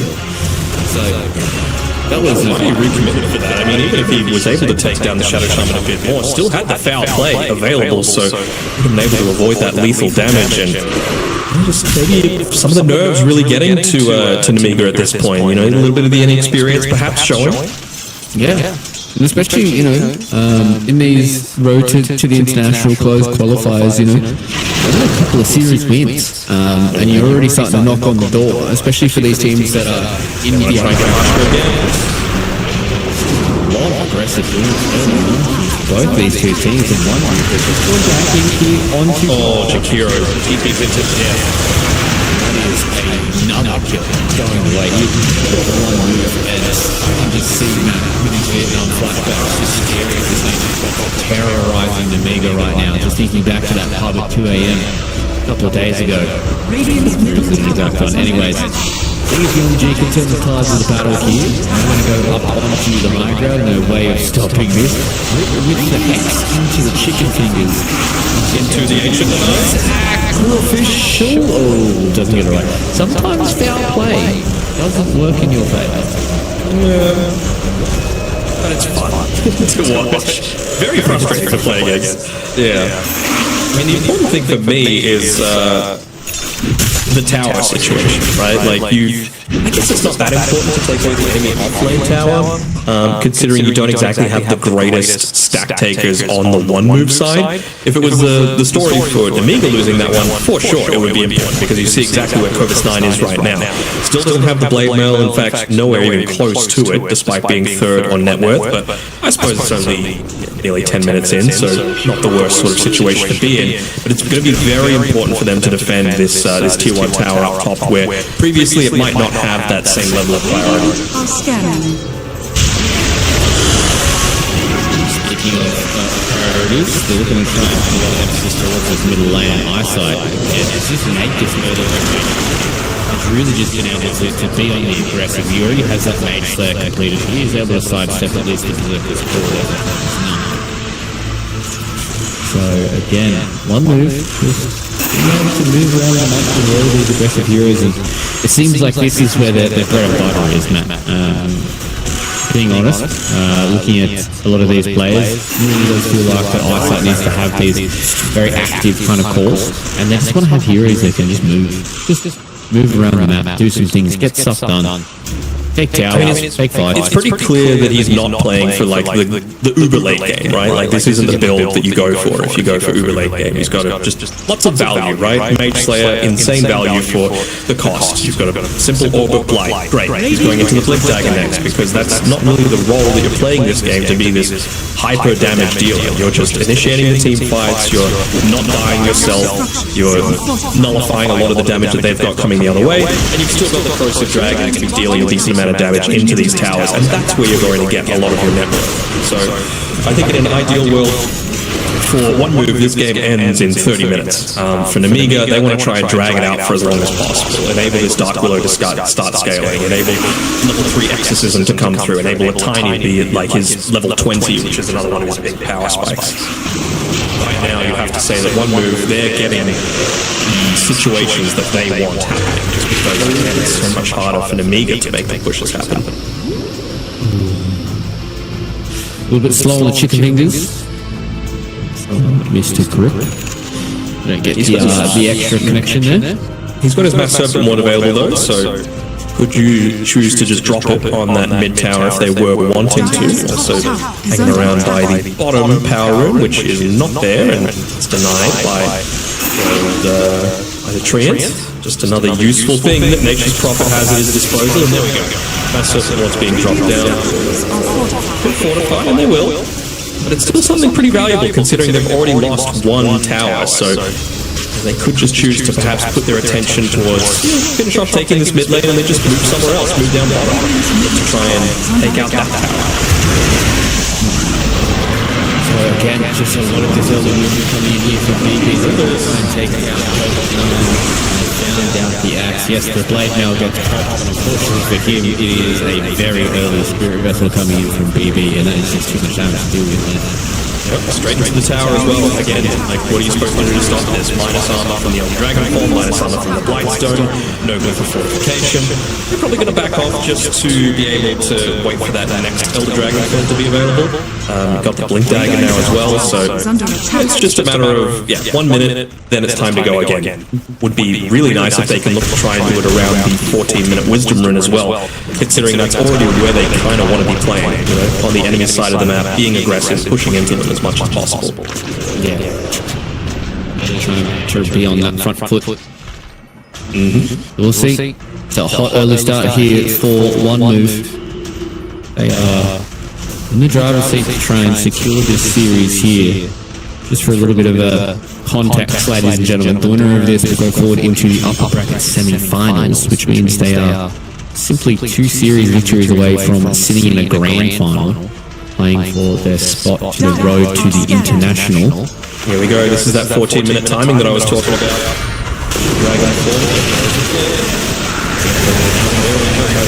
Once again, the chicken fingers are a lot of turnaround content here. Sticky fast coming in from Omega. It's a lot of damage that goes down there onto Eyesight. Young G once again trying to hold the fort for his team. XF Vampire sitting oh so low. They've got to try and get the kill there, and they do eventually finish it off, but they trade 2 for 2. I'm not sure if that was worth it. I mean, I think they went for that jump a little bit too prematurely. You know, like I was saying, you still had 15 seconds left on the Elder Dragon form. Maybe it's a different story if you've got that extra damage coming through to be able to, take out that axe before he's able to get off the call. It doesn't give Nemiga the time to be able to come back and make a team fight out of something that probably should have just been a pretty quick pick-off. Yeah. And obviously, the axe just being that slightly bit more tankier just meant that extra bit of time. The Ice Path was able to come in just in time there from Mono Drama. Closed that one out there, so a little bit overzealous from one move, but they get themselves into a good position. Yeah, I still do really like the overall item builds that they're going for on the one move side, just because you've got the Blink Dagger and the DK, that's great, because all they really want is the one quick pick-off into you probably win the team fight. Corrupted doesn't need a Blink Dagger, he just needs to live, basically. And I think the one situation where they could end up losing this game is if they just overextend themselves a little bit too far. You don't want to be diving behind towers. That's not the perfect placement of that Sprout just to be able to lock in the Jakiro there. Even with the Quelling Blade, wasn't able to get back to safety. That's the problem. Playing against Nature's Prophet, you're like, I'll just get a Quelling Blade, and then, sometimes you just get caught in such a perfect position that's so hard for you to deal with. You're going to see if they can make it go here on the Eyesight. Nice enough to look away, though. He's still going for a lot of things in the area that can be very spooky for Nemiga. If they get caught out, lose a tier 2 tower, the snowball can just kind of continue. I mean, they can just put their attention towards mid. Why not? You've got a siege creep there. You've got a pretty heavy creep wave, and you've got great vision up on this high ground to make sure that they're not going to be able to backstab. I'm a little surprised that they haven't actually chosen to commit onto that, considering they didn't have glyph for another minute. So, might be I'm wondering. Trying to put some more resources into some different areas here, feeling like, with the Elder Dragon form starting to cool down, they're potentially just not having that extra bit overcommit to that position, because playing these aggressive kind of drafts, you have to be very, very tentative to make sure that you don't put yourself into a bad position. It's actually a very awkward spot here. This is what I'm talking about, right? They gave away the control that they had inside of the jungle, where they could have either gone for tier 2 bot or tier 2 mid, and now they don't have vision either, so where exactly is this kill potential going to come from? And really not ready.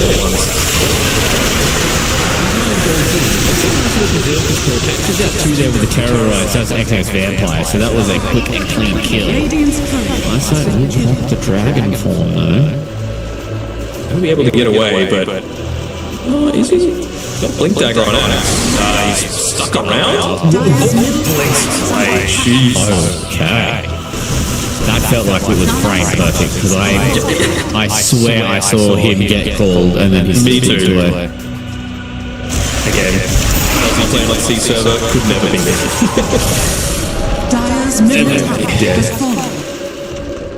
But this is where it can start to really come unraveled. One pretty big mistake like that, not using the vision, not pushing the advantage when you've got the majority of your items, means that you lose a couple of heroes twice, you lose your mid-tier 1 tower.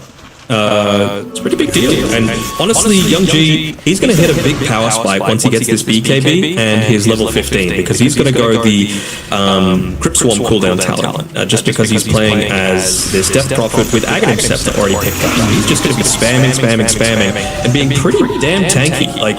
And you're not even going to have to worry about the Spirit Vessel either from the Nature's Prophet, because he'll have BKB. So feels like he'll be in a really good spot, especially with a buffed up neutral item as well. He's been holding onto that Dormant Curio, and I mean, goddamn, that Spectral Signet, Searing Signet is going to do a whole lot as well with how often you're going to be able to spam out these Crypt Swarms. Yeah. So Young G trying to put Nemiga on his back, trying to carry them through this series so they can march on in these closed qualifiers, it will have the winner of, I believe it is Aurora and Quantum? Yeah, Aurora and Quantum.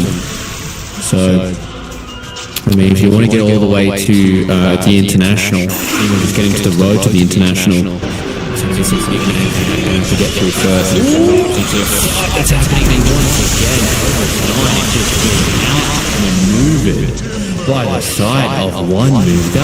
What's that, twice in a row now that somebody's outblinked him? No, he blinked in and he did the call at the right time. It just so happened that with the Aghanim Scepter on difference, he used the pulse and he silenced the axe, so he wasn't actually able to get the call off. It was, I mean, maybe you can expect that he's going to use the E after the dissimilate comes through, but it was so close to being a really good initiation. So close. That can't be.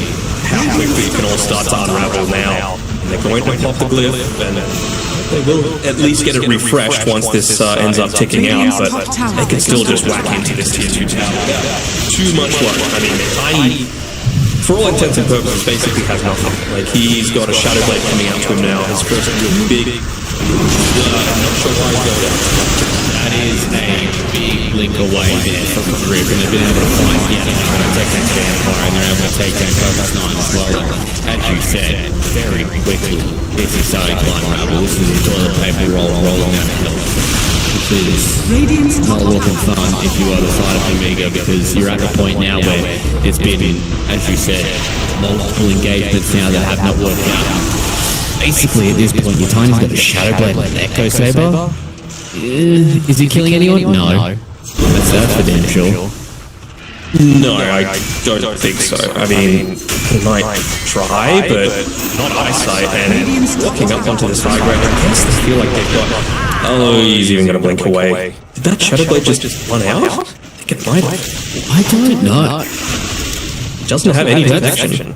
Yeah, Grips. Grips got the flip fingers, that's for sure. So, and again, 21 minutes, tormented time. They were able to steal it? Yeah, they were. The Wisdom Room, and then instantly into trying to go into this one for themselves. Would love to have it for the Shadow Shaman, honestly. Oh, never mind, that's even better. So, yeah, extra laser beam for the Watcher. So, there was a toss-up between Difference and Grip.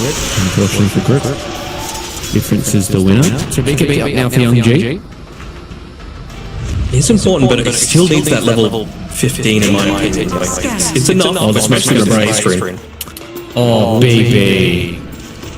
It's such a perfect position. Hero. And he just TPs away. There's just, they can't even do anything about it. Oh, BB. The amount that I hate that hero needs to be studied. I can feel the rage.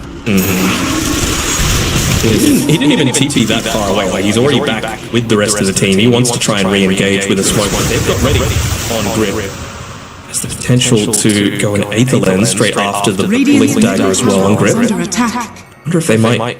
What are they waiting for exactly? They're Elder Dragon, my guess is 20 seconds away. Could just be that. And again, once you... It's a really rough decision. Like, do you expend the glyph now to try and protect a tier 2? Maybe, but probably not, just because you don't have that refresh. You are going to run the risk of just straight up losing, at the very minimum, one lane of racks if you lose a team fight. And that's a pretty tough position to have to be in. And look at this time around, it's not even a ballsy Roshan chance. It's just one that they have no way of contesting because of the network difference, and there's no AA, so you can't really scout quite as easily to be able to stop this from happening. Yeah, it's kind of the power of having this ancient apparition being taken off the field. It just gives you a little bit more room to breathe on the map. So they finally take down this T1 Terror in the top lane, but all the while the Aegis has been claimed by one move. Bashka He's putting the fact that they're there. I mean, it should be pretty obvious that that's where one move are going to be moving, right? Like, they've got the Aegis, they've got a big net worth advantage, they've got a tier 2 tower that can be pretty easily hit. Why wouldn't they be here? And it looks like Prince and Corrupted is just trying to intercept anyone that's trying to engage from the left-hand side. Bashka. Is he going to walk underneath that sentry? Very close to it. Dire's top tower is under attack. Right. Only a couple of seconds left on the Shadow Blade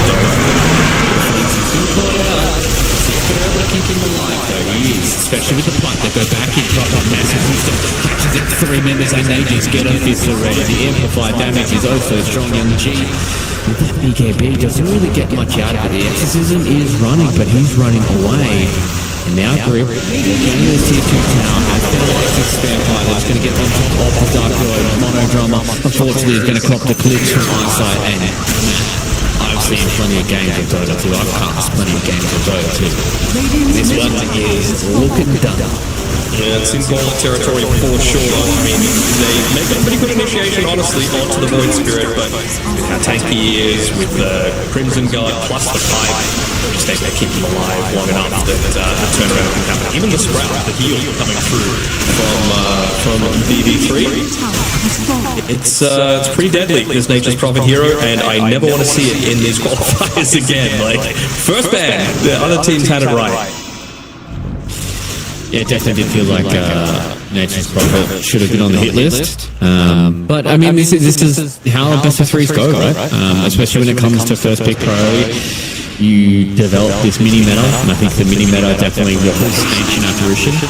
And that was kind of the conversation that Amiga had, was Templar Assassin, Nature's Prophet, Ancient Apparition. We're going to get rid of one of these three, and then the choice is purely on one move about which one of those remaining two they wanted. Obviously, they wanted the Nature's Prophet. And you can see, I think the biggest thing is exactly what you just said as soon as it was picked, is the flexibility. Throughout the entirety of the draft, you can just sit there and go, do we know where it's going? Do you know where it's going?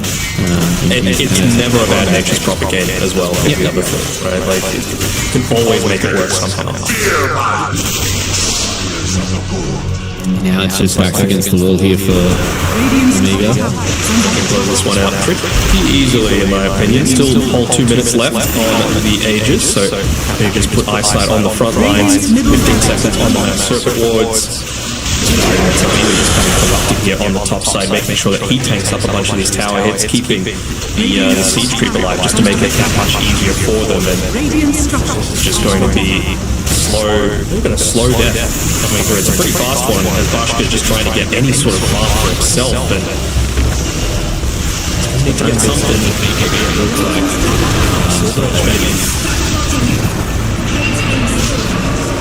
Just a little bit too far away. So they're going to try and fight.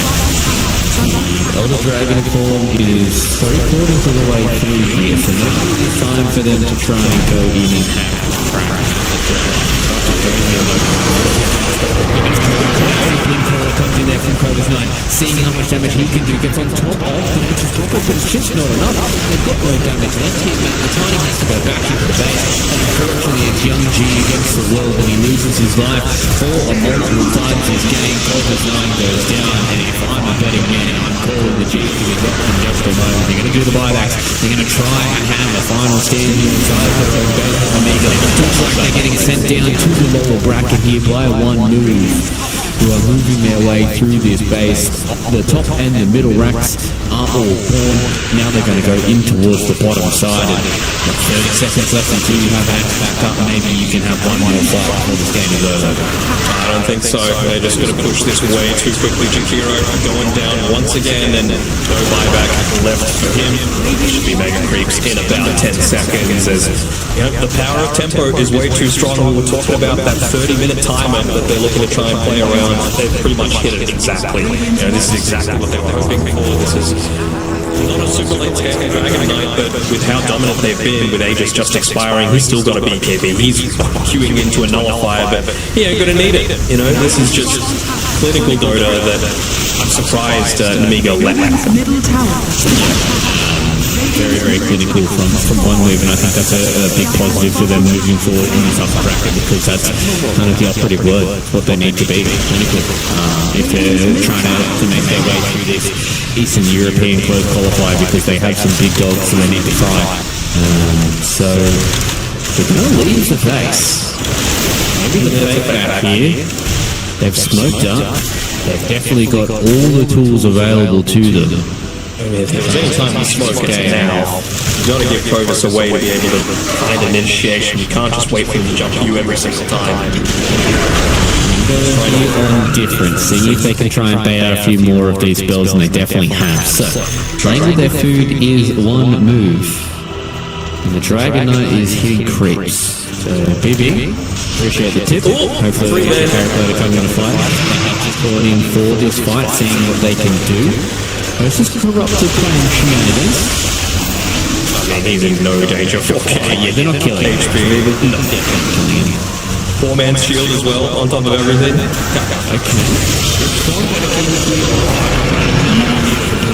To just check so many members holding each other in the back part of their base, and that, unfortunately for him, tossing the team in and he was hoping that it was going to be a game-3 victory, but it's 4-1 move in this game. Number 3 dead, they will move forward in the upper bracket and sending Amiga down into that lower bracket with only 1 life left remaining in these closed qualifiers. You see Corrupted instantly jumping out of his seat, giving handshakes to the rest of the boys. You've got to remember, he